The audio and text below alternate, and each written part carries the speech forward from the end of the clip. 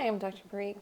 We talked about already about how many of these conversations, the purpose is to become closer with someone or to work through kind of the underbelly of a situation. But how do you actually get below the surface? How do you get past that surface level stuff? We've talked about a lot of these things. Everything's starting to build and kind of come together. The jello's firming up a little bit here. Part of it is moving past the idea of truth, of figuring out what really happened. You'll never figure out what really happened. Even if you watched a tape and heard an audio recording, you would still have different opinions about what was happening. So moving past content, which is the first conversation, what are some things that help? I statements that sort of talking about cause and effect in a more neutral way, of using feeling words to get beyond what happened to how it affected me. A big piece of this is vulnerability, and one of my repeated messages here is that it's important to let people stay in control of their vulnerability. It reminds me of when we think about LGBTQIA individuals and how they may be different levels of out in different situations. So it would be unethical and unhelpful to tell someone, well, you should be out to everyone you know, which becomes difficult because what if there are, what if it may cause issues at work? And then there's also the question of like, do I need to make sure that my favorite barista knows, like what level of out is good enough? So instead, that's in some ways an extreme example because it's a very sort of, in many ways, defining piece of information about someone. Not that someone's limited to their gender or sexual identity, but it's a big piece of how society often responds to someone.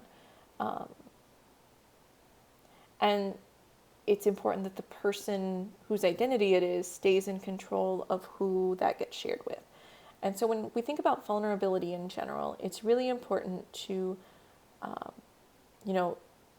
if to consider being vulnerable and open, but also to trust someone if they tell you, this is not a safe thing for me to do with this person.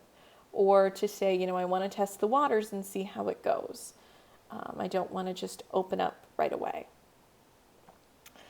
Another way to start digging under is to directly ask about intentions. So again, some of this is probably starting to feel a little repetitive of the last couple of videos because it's starting to come together.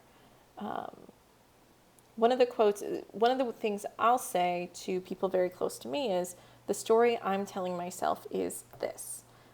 Is there a different story? Or can you help me see it in a way that, can you help me find a different way to tell the story of what happened? I think this is Lori and Leo again. I'm not 100% sure, but the second bullet point here, I don't know, that's a quote from the book. I don't know why you'd want to do that, but that's what I'm thinking when it happens. So you're kind of acknowledging that part of why I'm so upset is that you are someone who loves me and supports me, and so I don't know why you would want to do something that hurts me so much. It also acknowledges that's what I'm thinking. So you're acknowledging that difference between your experience and some sort of magical truth with a capital T that is universal and absolute. You want to choose your words carefully, but also be honest. When you get too professional and distant, it can be hard for the other person to engage with you, to feel like you're really bringing your whole self. So you are being a filtered version of yourself, but you're still being yourself. You're just taking a little more care what comes out. The last piece is you need to expect discomfort and defensiveness. It never feels good to be told that you've hurt someone. And so just expect that it's going to be hard. That the person is going to need some time to kind of warm up and digest everything. It's also important to remember not everyone is taking this class. And so, and even when people are, everybody has an off day. Everybody has times where they just can't even. And so be prepared for the other person to not be quite as gentle and distant and non-blaming as you.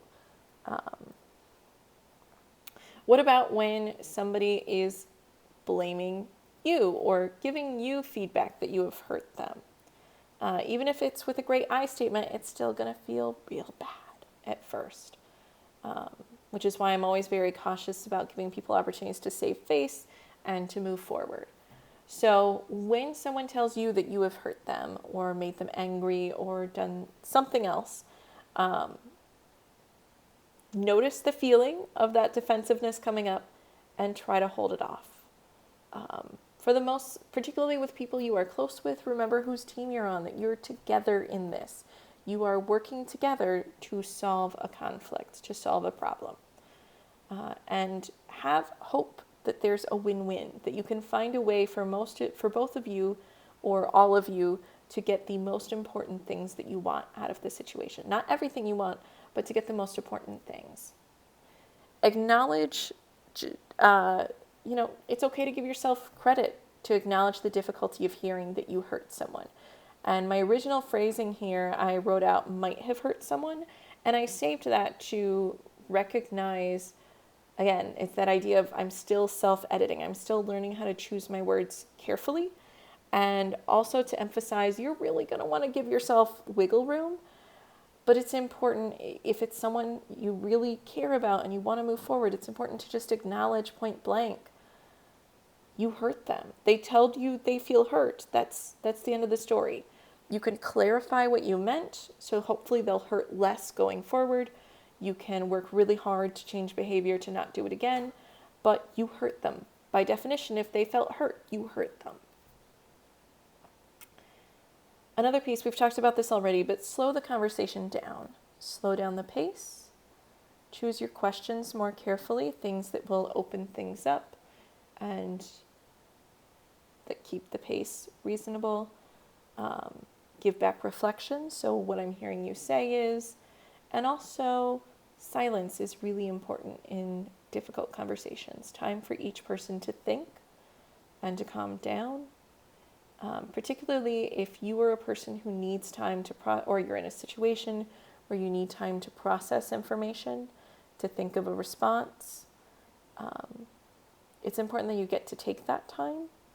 You also may need to explain that silence, because if someone is pouring their heart out to you and you just sit there silently, it may really feel like you're judging them or that you're not hearing them. And so it may be important to specifically say, what you're telling me is really important, and I'm taking time to think through it.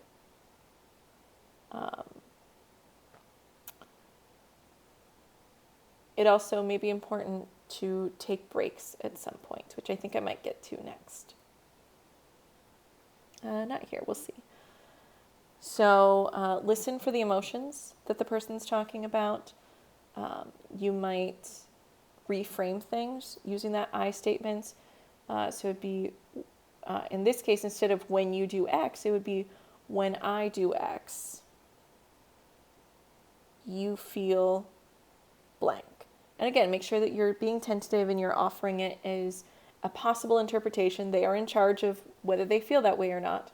And to say, instead, you could just say, what would you like me to do instead? Or you could make a suggestion of, would it help if instead I do Z? You can also reflect back. If you're hearing those I statements, you can kind of reframe it and reflect it back to the person. You can encourage emotion words. You might name it. Say, it sounds like you felt really blank. You could even, again, if you feel comfortable with someone, you could suggest looking at a feelings chart. And so one way you might do that is to say, it's really important to me to understand how you felt in that moment, and I'm not sure I'm getting it. It might really help if we look at a list or a chart of feeling words together. Would you be open to that? If you are, I can bring one up on my phone. Just Google feelings chart. You'll get lots of options.